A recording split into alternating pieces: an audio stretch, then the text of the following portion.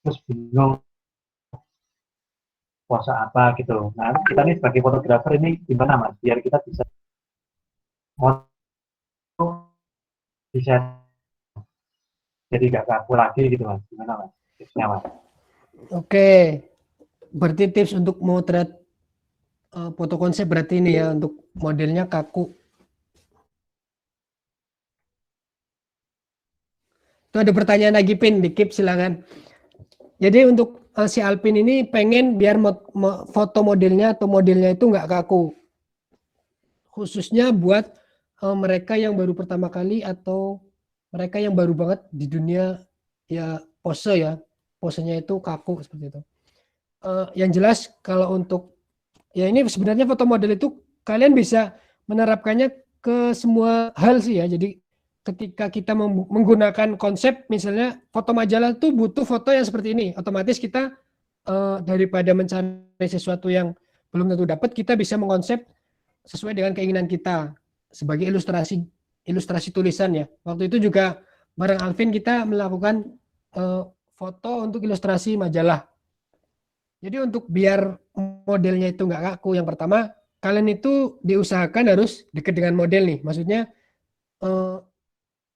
terbuka gimana ya? Istilahnya itu kalian itu harus cair sama modelnya. Jadi ketika model diam, kalian ya biasa diusahakan bisa mencairkan suasana biar modelnya itu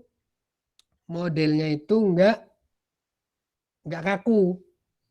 Kalian juga bisa ketika kalian kehabisan ide atau untuk aku nggak bisa nih pose yang kayak gini gimana ya, yang biar cantik tuh posenya gimana ya, kalian bisa kembali lagi ke referensi. Kalian bisa buka Instagram ataupun Pinterest. Misalnya pose model hijab ya kalian bisa, pose model anak kantoran, nah kalian bisa cari di situ. Dan biasanya yang sering saya lakukan sih yaitu untuk mengakrabkan diri dengan si talent ataupun model sendiri. Kemudian kalau yang patut dicoba itu kalian juga bisa mendengarkan musik yang enak biar modelnya relax. Kalian juga motornya juga enak. Jadi jangan udah hening tambah tuh hening. Jadinya kayak ya diem-diem aja gitu. Nah, makanya kalian bisa menyalakan Spotify yang musik enak didengar atau yang rada ketika temanya semangat ya kalian bisa tuh menggunakan tema-tema yang rada ngebeat seperti itu. Itu sih yang bisa saya yang biasa saya lakukan. Cek. Ini ada pertanyaan dari Aksani Alvania. Ini guna flash yang benar agar hasil terlihat baik untuk siang maupun malam hari. Makasih Mas. Gimana Mas? Ini penggunaan flash ya. Ya. Oke. Untuk menggunakan flash. Saya sampai jam berapa, Pin?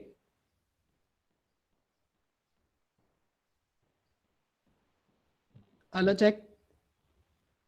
Cek. Nanti setelah Mas Rizky Ananta nanti gantian Mbak Titis untuk tentang Jurnalistiknya fotojurnalistik. ya. Oke. Berarti lanjut ya. Ini penggunaan flash yang baik dan benar di saat siang ataupun malam. Jadi untuk flash kamera itu ada dua macam ya. Yang built-in atau yang terpasang di kamera ataupun yang eksternal. Yaitu eksternal itu bisa kita lepas dari dudukan kamera atau mountingnya. Bisa juga ada yang sejenis continuous lighting yang ada softbox-nya itu kotak biasanya bentuk di studio strobis itu istilahnya. Untuk saat ini yang sering saya gunakan itu pakainya speedlight flash eksternal karena untuk penggunaan flash yang built-in itu biasanya untuk ketika sampai di kulit model itu akan terasa cahayanya itu akan sangat keras atau biasanya istilahnya itu harsh kalau nggak salah ya. Jadi overexpose atau terlalu terang dan biasanya itu untuk diedit lagi itu sangat kesulitan. Untuk yang flash yang ada di kamera yang biasanya kalian muncul ketika otomatis pakai mode malam seperti itu. Nah, paling enak ya menggunakan flash eksternal. Kalian juga perlu dilatih trial and error. Jadi untuk flash eksternal sendiri itu biasanya kita menggunakan atau ketika di dalam ruangan kita menggunakannya secara bouncing. Jadi flashnya itu tidak ditodongkan langsung ke model. Karena ketika ditodongkan langsung atau diarahkan langsung ke si objek atau model, hasilnya juga sama akan sangat overexpose. Makanya untuk mendapatkan hasil yang enak dilihat, biasanya kita menggunakan istilah bouncing. Menggunakan teknik bouncing. Jadi bouncing itu kameranya, flashnya itu diarahkan ke langit-langit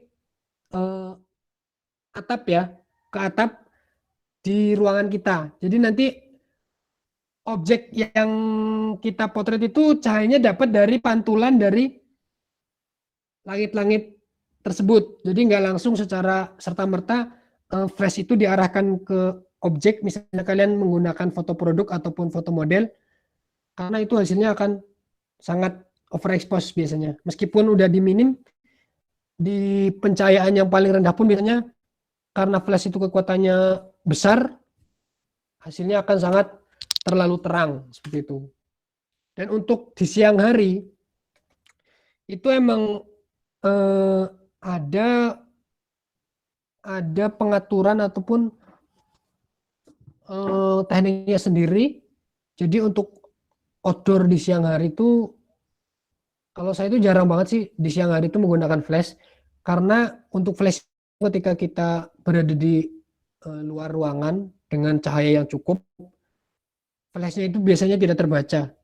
Kecuali ketika flash itu sudah ada teknologi HSS, jadi High Speed Synchro. Itu biasanya untuk flash-flash yang udah keluaran pokoknya yang cukup harganya cukup tinggi juga, itu udah ada teknologi seperti itu. Jadi untuk flash yang saya gunakan itu masih terbatas ketika kita menggunakan di bawah shutter speed 150 atau 200. Jadi ketika di atas itu, maka yang ditangkap itu biasanya setengah terang, setengah hitam.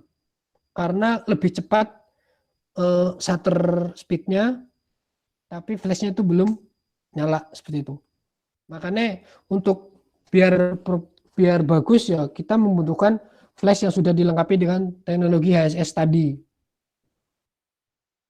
Karena untuk di luar ruangan cahaya cukup, dan biasanya itu untuk di luar ruangan itu biasanya dipakai ketika backgroundnya itu pengen alam tapi mukanya itu gelap. Jadi karena seperti itu diakali dengan menggunakan flash eksternal untuk fill ke skin si model, tapi resikonya itu harus menggunakan flash yang sudah memiliki HSS. Ya. Karena kalau enggak ya itu biasanya setengah hitam setengah putih. Seperti itu. Nah, untuk tipsnya, kalau saya di luar ruang manfaatkan cahaya yang ada sih, manfaatkan cahaya yang ada. Terus kalian tinggal atur posisi model dan membaca arah cahaya biar muka ataupun wajah yang ingin ditampilkan bisa terisi dengan cahaya sehingga tidak gelap ataupun biasanya gosong. Seperti itu.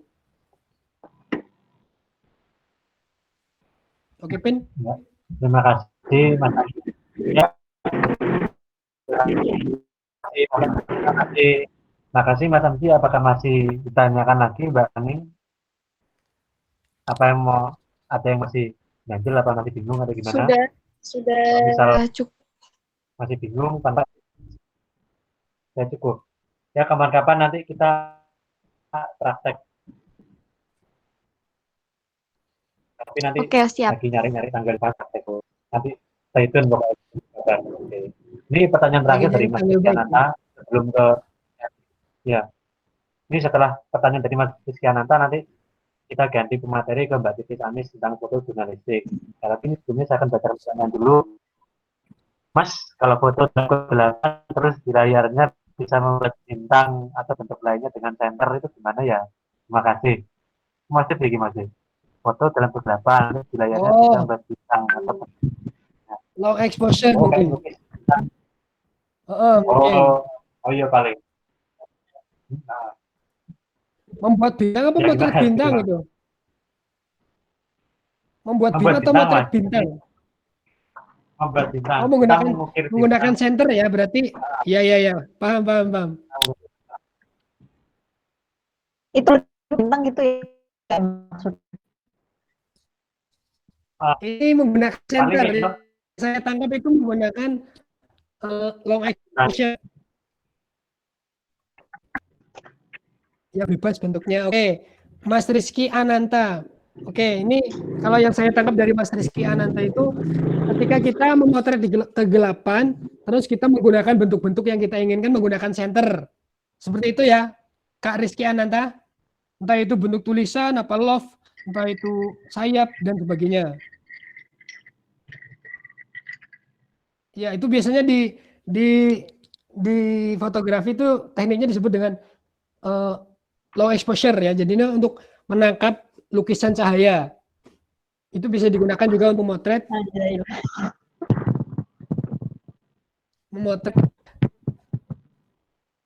Rizky Ananta siapa sih? Arista, ya Allah. Oh, namanya Apikmen. Ya, itu biasanya untuk memotret light trail seperti jejak-jejak motor ataupun mobil di jalan raya ya. Jadi cuma kelihatan cahayanya aja yang lewat. Itu biasanya indah banget ketika kita bisa memotret atau mengabadikan di tikungan-tikungan tajam. Cailah, bukan tajam ya. Jadi di bundaran itu biasanya jejak cahayanya akan semakin indah karena cuma muter tapi kelihatannya cuma cahaya merah ataupun kuning. Nah, itu biasanya long exposure. Nah, kalian itu membutuhkan tripod yang pasti ya karena itu harus menggunakan kecepatan yang sangat lambat, bisa di bawah 1/4 detik ataupun 1/30. Jadi kalian pasti membutuhkan tripod biar nggak goyang. Nah, resikonya ketika kalian nggak menggunakan tripod, tulisan atau cahayanya itu bisa jadinya goyang-goyang kayak ombak. Entah itu jejak-jejak cahaya yang dari motor ataupun lampu-lampu yang ada. Nah, ketika kalian sudah ada tripod, ada kamera tentunya ya, ada kamera, terus siapkan center untuk membuat bentuk-bentuk yang kalian inginkan. Kalian gunakan ISO rendah, maksimal rendah yang paling rendah aja biar kalian itu gampang. Ya udah kalau kamera saya itu biasanya mentok kita pakai analoginya 100, ISO-nya 100. Kita menggunakan bukaan yang lebar biar cahayanya cukup. Oke lah, anggap aja kita menggunakan lens kit 3.5 per turnya. Dan untuk pengaturan shutter speed-nya kita bisa menggunakan untuk shutter speed ini disesuaikan seberapa halus yang kita inginkan cahayanya ya. Ketika kalian tuh pengen lebih halus ya kalian gunakan semakin lambat. Yang tadinya 1/10 detik kita bisa turunkan jadi 1/30 bisa. Itu dinaikkan ding, kebalikannya.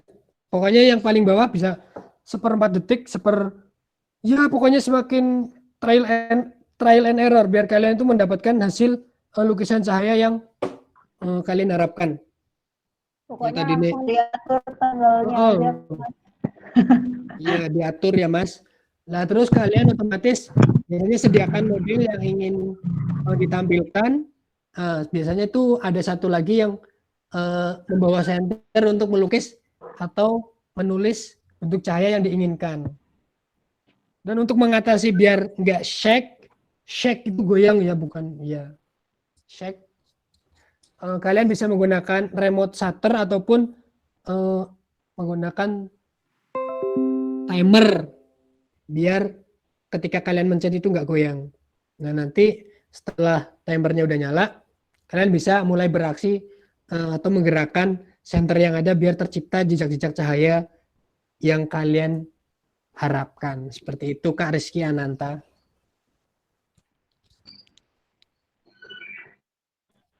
Kak Rizky ada yang ditanyakan lagi? Gimana Kak Rizky? Masih satu apa ini?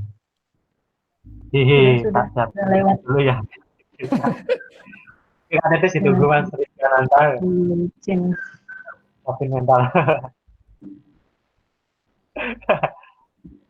Ya, makasih Mas Rizkyananta sudah bertanya. Ini sekarang ibaratnya kita ganti ke pembicara kedua, yaitu Mbak Titis Anis Fauzia, akan sharing-sharing tentang foto jurnalistik. Bagaimana ya Mbak Titis, saya suruh masukannya mungkin lebih kita akses, masanya kurang paham. Oke, Ya, betul Ji, nanti sekali. nyambung aja nggak apa-apa ya, Ji. Maksudnya kan Ya, kalau dibagi-bagi kayaknya terlalu Oke, beda-bedain. Pokoknya ya udah kita tetap sharing-sharing biasa aja. kita slow. Aku mulai ya. kalau ai, kalau Mau coba aku share screen.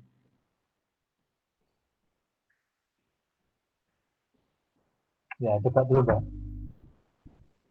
Ini BTW memang enaknya kayak gini, ini praktek ya kayak gini. Nah, soalnya kalau teori gini nih gimana gitu, praktek enak ya. Ya, Mbak Titis.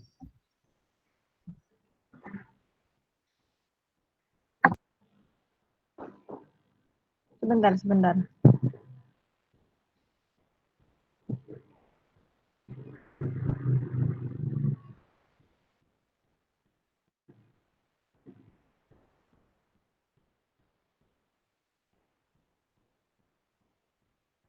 Mana ya? Ini aja deh.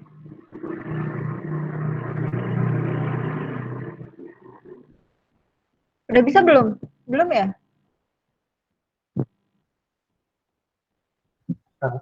Belum bisa nggak? Belum keluar ya? Belum Nah, keluar Mbak. Ini belum keluar. udah? Lagi loading. Oke, jangan coba.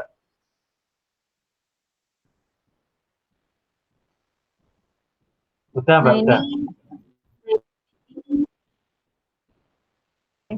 Nah, jadi kalau apa namanya foto jurnalistik, aku berdasarkan pengalaman magang, kebetulan dulu 2019 itu aku magang di Solo Postnya itu di Desk Fotografi Jurnalistik, kayak gitu kan. Jadi eh, tiap hari ya udah. Jadi foto jurnalistik, oh ya jelasin dulu. Foto jurnalistik itu foto yang berisi yang memiliki nilai berita kayak gitu. Jadi foto itu menyampaikan informasi kayak gitu. Jadi kadang foto itu cuman foto sendiri yang tanpa berita. Jadi emang benar-benar foto kan dari fotonya aja sudah menyampaikan berita. Jadi kadang dia cuma perlu dilengkapin sama caption gitu. Tapi kadang juga dia foto yang melengkapi berita kayak gini. Contohnya ini. Kalau ini kebetulan yang potret saya sendiri dan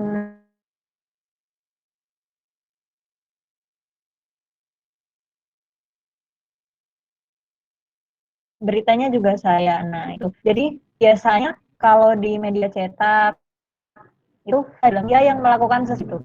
Karena itu yang nilai informasinya di situ kayak gitu. Jadi ini salah satu contoh. Ini pengambilannya, pengambilan foto nih bisa ditahu nggak dari mana ngambilnya?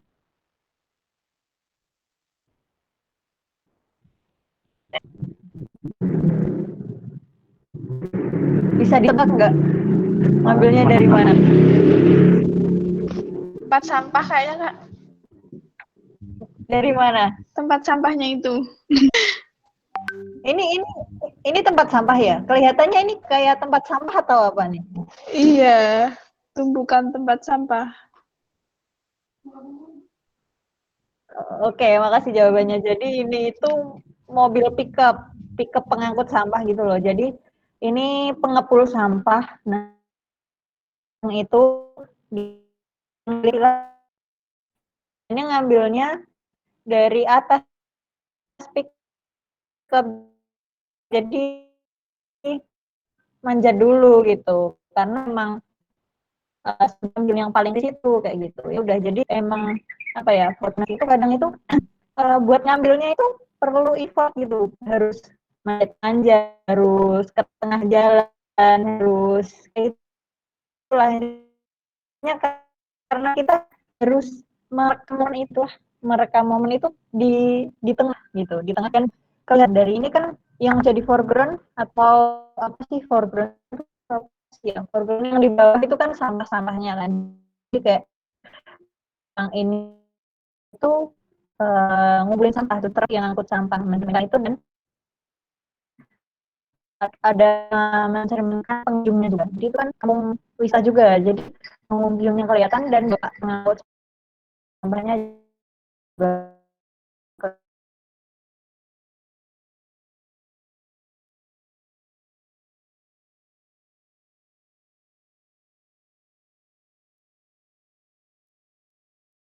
kelihatan. Oh ya, terus selanjutnya kan sebenarnya kita udah apa ya, di medsos, di instan udah ada caption kayak kita belum tahu betul penggunaannya kayak gitu kan. Nah, kalau di foto berita atau foto jurnalistik ini caption yang cuman sekitar 2 sampai 3 kali, dan caption atau keterangannya itu menyampaikan keseluruhan isi gambar kayak gitu, menunjukkan secara singkat pengurus sampah mengangkut sampah yang disetorkan warga di Kampung Kidiran di Soroto, Purwosari, Solo, Sabtu. Nah, itu benar-benar orang, jadi kayak gini cara bikin caption ya, aku kasih tips buat foto berita itu, subjek atau pelaku di dalam foto itu orangnya melakukan apa, terus di mana dan kapan kayak gitu. Jadi kan itu siapanya kan sampah. Nah, terus melakukan sampah yang disetorkan warga di mana, di Kampung Kitiran, di Soroto, Purwosari, Solo. Nah, terus waktunya kapan? Hari Sabtu 24 bulan 8. Nah, terus sebagai pelengkap, bank sampah kampung tersebut mengumpulkan sekitar 500 kg sampah rumah tangga yang telah dipilah. Nah, kayak gitu sebagai pelengkap. Tapi intinya yang kalimat pertama tadi itu ya. Oh, dan yang baru aku tahu itu, setiap kayak jurnalistik itu dulu aku baru belajar itu, kayak emang kredit itu sangat perlu sebagai penghargaan si fotografer gitu, karena di dinamika sebelumnya itu aku lihat di majalah-majalah atau di foto gitu tidak disertakan foto ini milik siapa kayak gitu, jadi kayak biasanya cuman dokumentasi dinamika kayak gitu kan, jadinya di situ aku kayak nggak ngelihat urgensi siapa si orang yang ngemotret ini buat ditulis namanya, tapi ternyata emang ngambil foto itu sendiri kan nggak gampang ya. Jadi sebagai apa ya, ya penghargaan gitu loh, yang ngambil foto itu sih gitu lah, sebagai ya kredit kayak gitu, dia yang ngambil, jadi biar ya kerja terbayar dengan seenggaknya kredit gitu lah, seperti itu. Lalu selanjutnya coba mungkin ini foto-foto saya yang tertib.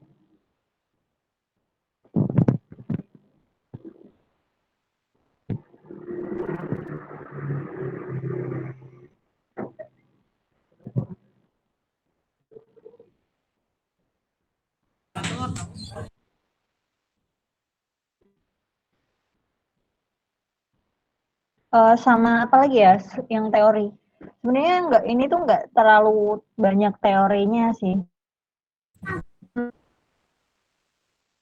lebih ya kalau praktek di lapangan nanti biasanya jadi belajar gitu loh.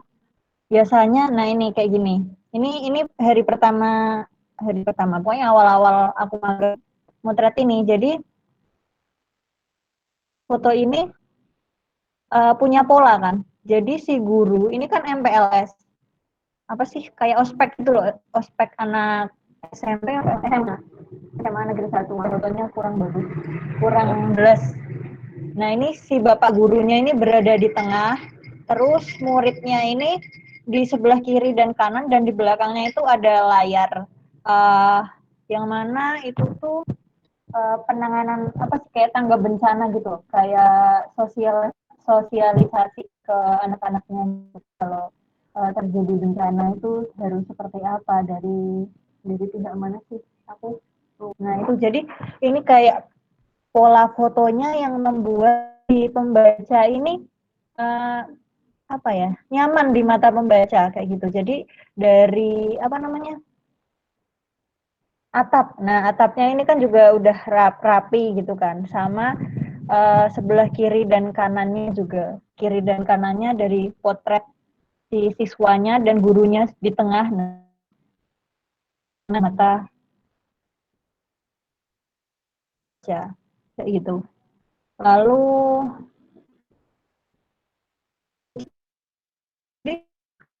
jurnalis itu ada spot foto. Nah, ada foto yang jadi kayak yang dibilang sama Amji tadi kan, ada foto-foto yang tidak terduga ketika itu nge-capture, menangkap momen itu kayak gitu. Nah, itu namanya spot foto. Jadi kayak benar-benar kejadian singkat kayak kecelakaan, kebakaran. Nah, itu kan kayak itu tidak terencana dan cepat berlalu lah, intinya kayak gitu. Jadi kayak itu benar-benar harus tangkas, harus itulah, karena bakal kehilangan momen. Nah itu spot foto. Terus ada juga general news foto, biasanya tentang ini ada sih rubriknya, ya udah foto biasa, foto berita yang temanya itu politik, ekonomi, itu pendidikan. Kayak tadi kan, ini kan yang sebelumnya kan general, ini kan biar foto berita biasa ini terjadwal, besok ada acara ini di sekolah ini, silahkan meliput. Nah kan kan tahu. Jadi itu general masuknya ke apa ya, rubrik pendidikan sih itu. Terus ekonomi itu kayak kegiatan bisnis apa. Nah ini ekonomi bisnis kayak gitu kan. Ini jual beli gitu. Jadi sudah ini general, nggak buat ngambilnya itu nggak perlu effort yang banget, nggak harus sampai manjat-manjat, atau yang penting kita cari angle yang pas untuk nge-capture objek, dan kuncinya harus ada manusia di dalamnya gitu. Jadi itu ciri khas foto berita gitu. Karena manusia kan hidup, jadi bisa menjadi foto yang informatif, foto jurnalistik itu ya harus ada manusianya. Terus selanjutnya, nah ini juga namanya apa tadi, general news photo. Terus ada juga people in news photo, itu kayak lebih ke human interest kayak gitu. Jadi kayak nanti ada sih contohnya. Tapi ini kebanyakan yang potret itu ekonomi bisnis ya, karena kebetulan aku dulu di Des Pendidikan sama ekonomi bisnis gitu.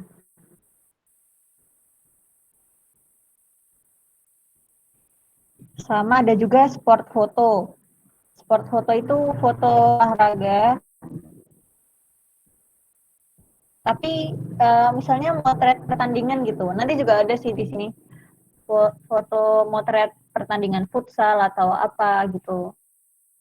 Itu juga kan ada wartawan sport yang mana dia tugasnya ya udah ikut nontonin turnamen sama mengcapture momen-momen epic gitu ya. Sama foto yang tentang sains sama teknologi kayak gitu. Nah ini biasanya kalau sains sama teknologi ini nggak mesti ada unsur manusianya, karena dia biasanya apa, ada penemuan apa gitu kan, menemukan apa sih teknologi 5G. Misalkan 5G kan bukan manusia kan. Nah, jadi yang di capture bukan manusia nggak apa-apa kalau di science sama teknologi foto ini. Terus ada sosial sama environment. Ini foto-foto. Ini sambil aku lihatin portofolioku aja ya. Nanti kalau misalnya ada pertanyaan, nah ini foto yang tidak disertai berita gitu. Jadi emang foto ya foto dan caption gitu.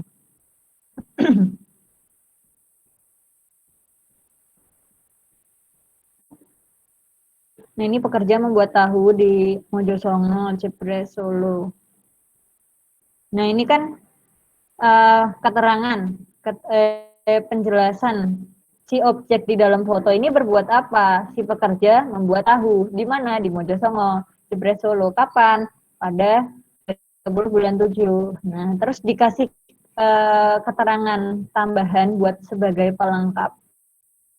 Produksi tahu di Mojosongo ini menjual tahu dengan harga 20 Solo. Nah, ini dalam pembuatan caption ini juga kayak perlu belajar ya, nggak bisa disepelein alah caption doang kayak gitu. Padahal di sini tuh aku sendiri aja perlu revisi berkali-kali gitu loh. Jadi yang kadang dianggap gampang sama orang itu belum tentu mudah.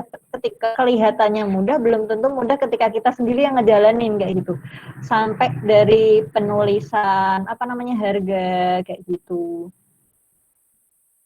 dan lainnya terus.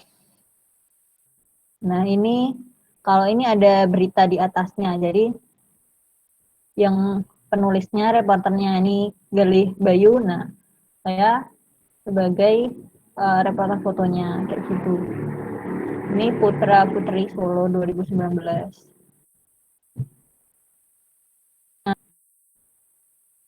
Turis asal Belanda belajar membatik menggunakan canting. Serta batik Laweyan Solo. Nah, pas ini juga kadang-kadang ada hal yang nggak terduga. Sebenarnya tujuannya pergi ke tempat apa sih batik Laweyan ini, tujuan saya ya udah buat motret kegiatan jual beli di sana, sama kan ada pariwisatanya. Cuman kan ketika itu nggak nyangka, oh kebetulan ada turis dari Belanda kayak gitu kan.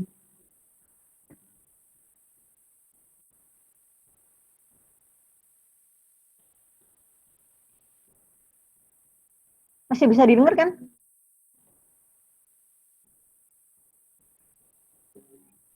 Masih bisa, Mbak. Masih kan? Masih bisa Oke. didengar. Masih saya pantau. Masih Kak. Oke. Nah, kayak gitu kan, jadi ini juga spot foto sih, karena cuman ini juga tidak terduga gitu loh. Sebenarnya kayak gini kayak memiliki nilai plus sih, karena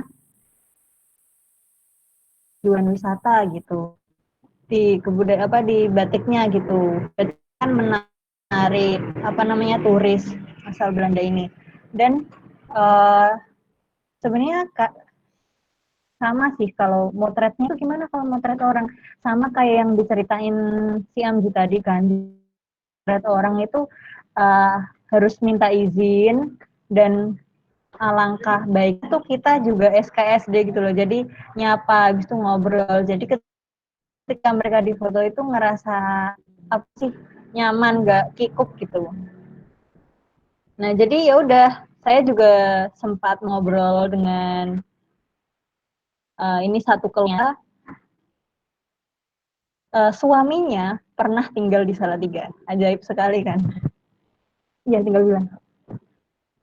Kayak gitu. Jadi kadang tuh jadi kan mereka kayak semakin dengan kita, dan ketika kita mengambil foto tuh lebih luas gitu ya, lebih tidak terganggu. Kita bukan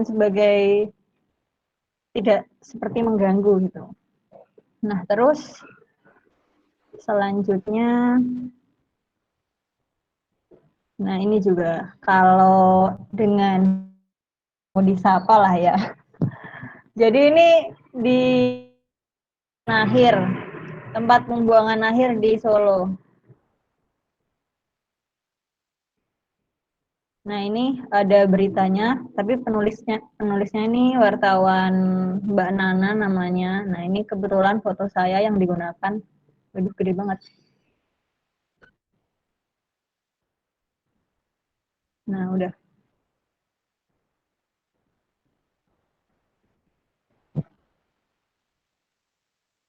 Yuk. Habis itu ya udah, ini captionnya sapi makan sampah, hewan ternak sampah di tempat pembuangan akhir Putri Cempo Solo, kayak gitu. Warganya diimbau mewaspadai peredaran sapi pemakan sampah menjelang hari raya Kurban. Kayak gini. Nah, jadi ini pengambilannya emang kayak gimana ya? Jadi kan kalau wartawan kan emang kerjaan lapangan kan. Jadi kayak kita tuh bener-bener nggak bisa yang kayak by phone gitu, nggak bisa. Apa ya bedanya fotografer jurnalistik itu gitu, bukan nggak bisa by phone karena kita harus mengcapture suasana atau situasinya gitu. Jadi kita harus berada di sana, harus melebur bersama objek kayak gitu kan. Jadi kita ya udah, aku harus berdiri di antara sampah-sampah ini dan motret kayak gitu, motret apa namanya, sapi yang lagi makan sampah, dan di belakangnya ada kegiatan, nggak harus petugas DLH sih, petugas yang ngebuangin sampah dari kecamatan-kecamatan gitulah. So, ini ekonomi bisnis. Nah, kalau ekonomi bisnis sebenarnya lebih enak sih, jadi kayak jalan-jalan dan kayak nambah wawasan tentang bisnis apa namanya, kalau ini kan sangkar burung ya, kayak gitu. Jadi menurutku sih kerjaan wartawan atau jurnalis sendiri tuh kalau kayak kita jadi belajar terus, dan kayak kita tuh kayak kayak bertambah terus gitu loh, mau nggak mau tuntutannya gitu. Nah, ini kan cara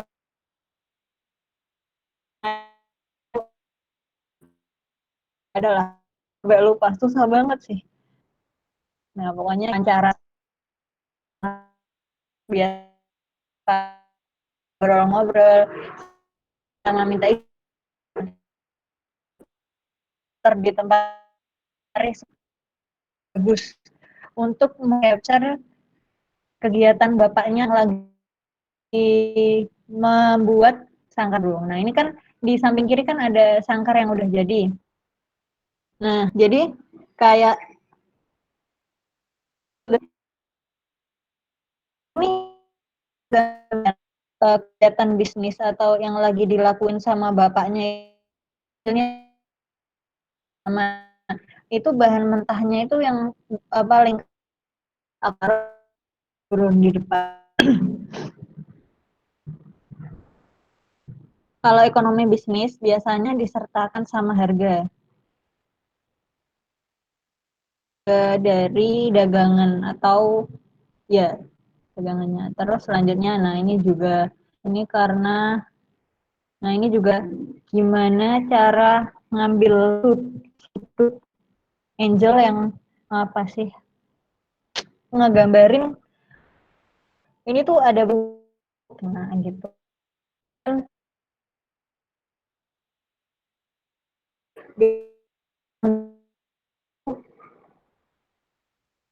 pada cari bambu kan buat naruh bendera, dan ternyata bambu-bambu ini tuh dari Salatiga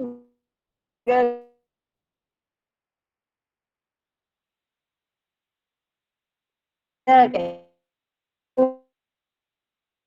gitu. Ternyata bambu tuh harganya jual, walaupun ya mungkin kita nggak memerlukan waktu itu, tapi kan barangkali ketika di rumah nih sebagai pemuda, remaja, anak karang taruna atau gimana diminta buat masang bendera dan nyari bambu kan udah kayak ngerti lah harga pasaran. Nah, ini yang aku bilang tadi, spot fotografi, sport news, kayak gitu kan harus agak harus ngerti apa sih alur permainannya kan ya. Dan harus tahu juga ini si orang ini siapa, pemain nomor. Jadi kan biasanya lihat nomor punggungnya, habis itu nanya ke apa sih, apa ya namanya? Pokoknya ya nanya ke yang di pinggir lapangan, nomor punggung 9 itu mas siapa kayak gitu. Jadi kita tahu lengkapnya buat caption di berita kayak gitu. Dan ini cuman foto berita. Jadi enggak namanya bagaimana pertandingan itu nah itu kan ngerti aturan futsal gitu. Jadi kalau sport news atau sport apa sih wartawan olahraga dia emang udah benar-benar kayak gitu ya. Emang ini pekerja memasang tiang.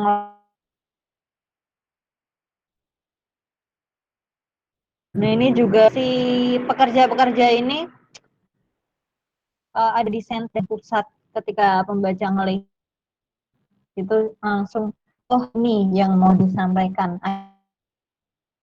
ada berada di apa bergotong royong kan biasanya orang Indonesia kan apa-apa pokoknya gotong royong gitu tuh. Selanjutnya,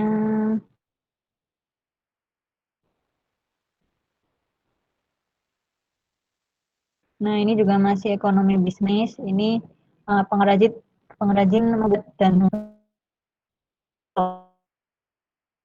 hal-hal sepele yang kayak kita nggak bakal tahu kalau kita nggak ada lapangan sendiri dan melakukan pekerjaan ini kayak gitu kan. Terus ini aktivitas pekerja mengeruk tanah dengan ekskavator.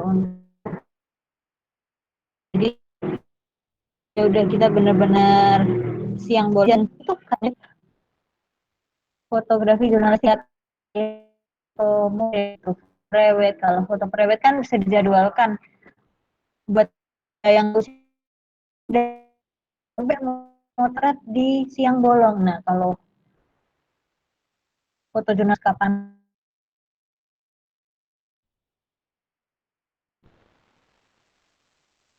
di foto mau nggak mau kita harus gimana caranya nge-capture momen itu dan tetap kelihatan bagus, tetap menyaman, tetap info gitu kan. Jadi mau siang bolong kayak gitu ya lah kayak gitu. Ya ini jadi apa kan bayangan pohonnya dan apa sih ini panas banget. Emang kurang bagus tapi formasi di dalamnya di kegiatannya kan si eskavator kerjanya ngeruk tanah. Nah ini TK gitu sambil ikutan anak-anak main gitu kan maksudnya menyapa mereka biar mereka tuh kayak nggak malu di foto gitu tapi anak ya zaman sekarang kalau di foto kalau moto anak itu harus minta izin sama orang tuanya gitu karena anak bisa dibilang belum ngerti kayak privasi kan jadi kita izinnya ke gurunya karena ini di sekolah kalau jalan ya izinnya sama orang tuanya kayak gitu. Nah ini pembuat marning. Jadi ini juga masuknya apa ya ini? Bisnis sih kayaknya. Tapi industri gitu. Ya semuanya industri juga sih yang tadi. Kayak gitu.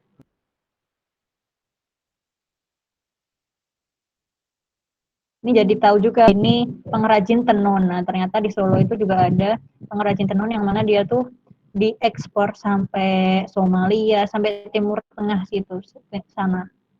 Kayak gitu.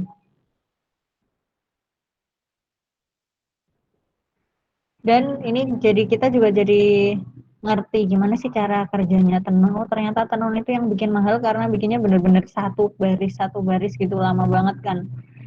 Dan gak gampang dan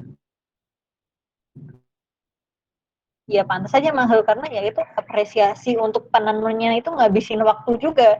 Selain perlu skill juga perlu ngabisin waktu. Dan ini kebanyakan orang-orang tua sih karena ini kan ATM, alat tenun yang bukan mesin gitu, yang manual gitu. Sama anak-anak. Nah ini juga dari asal Spanyol. Jadi pas jalan-jalan ke pasar Triwindo gitu, ya ternyata ada turis, wah lumayan nih gitu, bisa lah di jepret gitu. Itu ya udah. Nah, ini yang tadi. Nah ini di dalam pabrik Plastindo, Sinar Jaya Plastindo. Jadi kebetulan kan pas aku magang dulu itu ngepasin tugas bikin majalah Dinamika kan, karena aku dulu pas sebagai pengurus redaktur pelaksana majalah yang belenggu sampah karena jadi sekalian liputan juga buat kepentingan magang kayak gitu. Jadi diizinkan untuk masuk pabrik plastik kayak gitu, minta izin ke direkturnya dan kebetulan direkturnya humble banget, nggak usah gengsi, nggak usah malu, nggak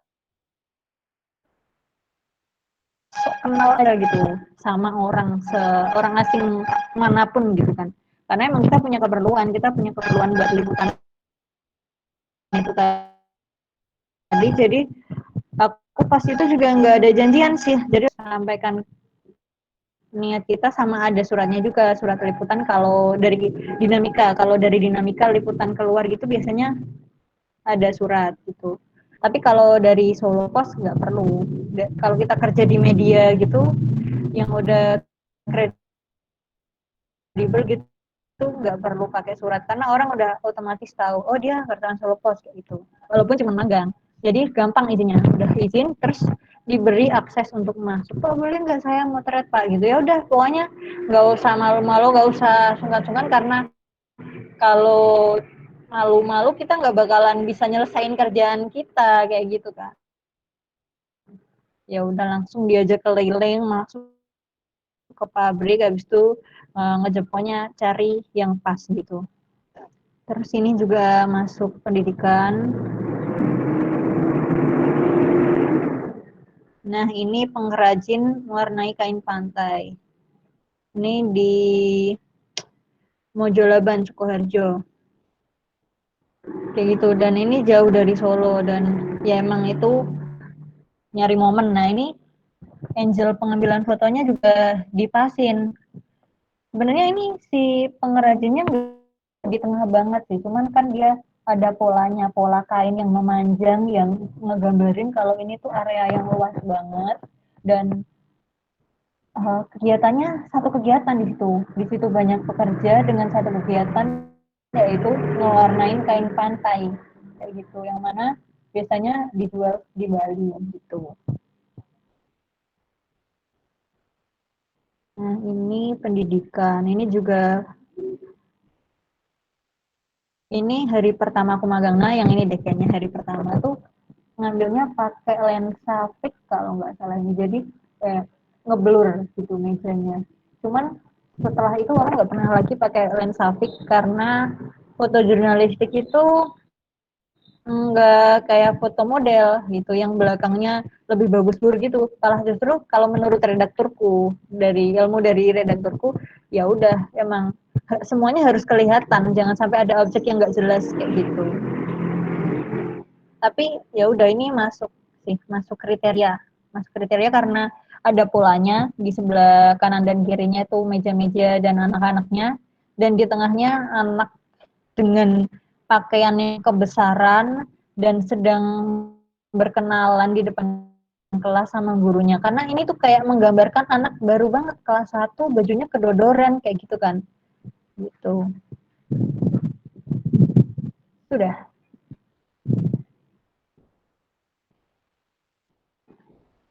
Gimana, ada pertanyaan? Ya, terima kasih Mbak Fikris. Terima kasih atas Gila ngomongnya lama penjelasannya. banget. Saya berbusa. Sampai jam 3 pas Mbak waktunya ini Mbak. Ada yang ditanyakan dari tadi Kak Titis itu,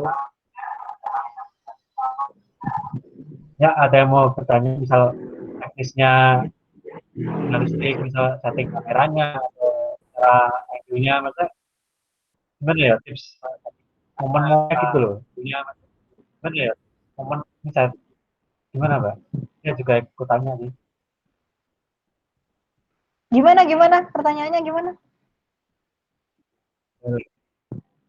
Ini ya Mbak, kan saya juga mau tanya nih. Ini misal di jurnalistik gitu ya, itu apakah ada settingan kamera khusus? Misal kan kita kan mau moto kalau model gitu kan, tadi kayak biasanya Mbak Titis itu kan nggak boleh pakai lensa fix, jadi harus pakai lensa kit gitu ya. Terus, nah itu maksudnya gimana ya? Apakah di foto jurnalistik itu fotonya itu harus diedit atau nggak boleh diedit gitu loh, Mbak? Kan kalau kita foto model gitu kan, mesti kan kita edit fotonya gitu. Nah kalau jurnalistik itu apakah fotonya itu harus diedit apa nggak boleh diedit atau terserah gitu? Dia edit.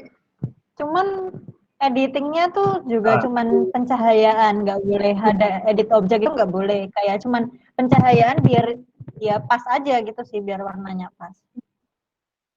Kayak biasanya kalau pas siang-siang bolong gitu tuh di ini loh dikurangin bayangannya gitu.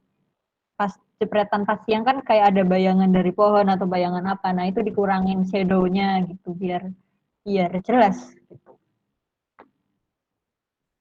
Atau biasanya juga ada yang miring, fotonya agak miring karena kadang-kadang kan on the spot dan keburu kehilangan momen gitu kan. Jadi harus jepret ternyata pas kita masukin ke komputer loh kok fotonya miring, ya udah diatur, di crop, di rotate sedikit gitu, diputar sedikit terus di crop. Gitu-gitu doang sih, basic editing sih, nggak sampai yang pakai apa namanya filter filter ya, iya, gitu. filter. Kalau Oke. filter kan nanti ngubah warna kan, foto beritanya nanti jadi estetik aja. Nah, biasanya kan berarti harus apa adanya gitu ya, Mbak. Berarti kalau foto jurnalistik gitu ya, nggak perlu apa tuh namanya, yang estetik itu yang penting menekankan ke momennya berarti ya, Mbak. Iya, ke Atau nilai estetikanya, Mbak. nilai informasinya. Nilai informasinya ya.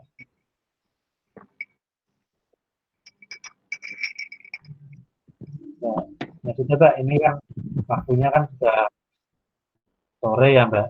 Jadi Oke, kan oke. sudah di sini saya terima kasih sama orang yang sudah nonton di sini, yang sudah ikut diskusi, yang sudah bertanya dan juga partisipasi gitulah. Ini di sini saya akan membacakan kesimpulan dari sesi ini.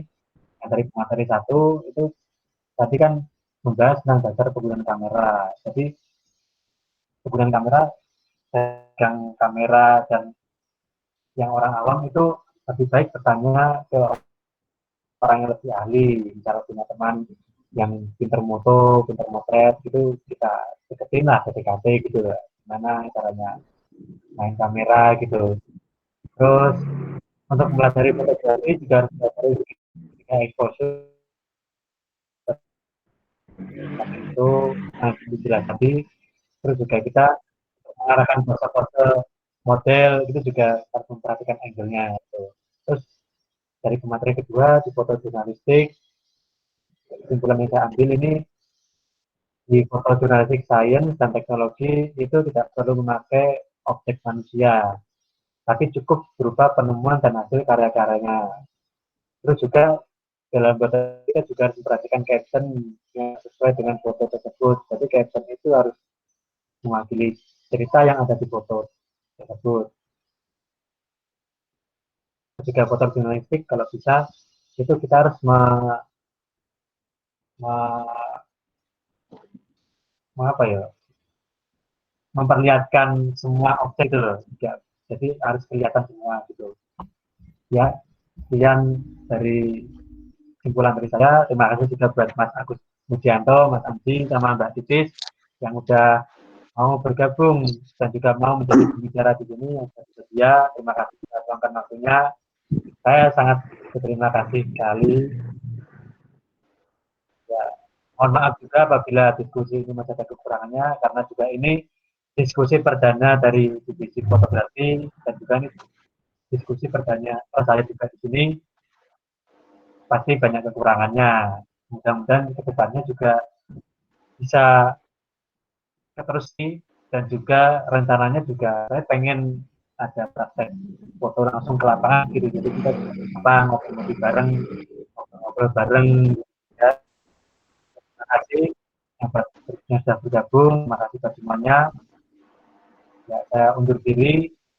Wassalamualaikum warahmatullahi wabarakatuh. Waalaikumsalam. Udah kelar ya, Pin? Ya kelar mas, ya kelar mbak. Hah? Ya besok lagi. Kurang lama, Pin. Hah? Wah, gue gak melu ket mau itu. Ket jam 1 mau, wes akeh mau.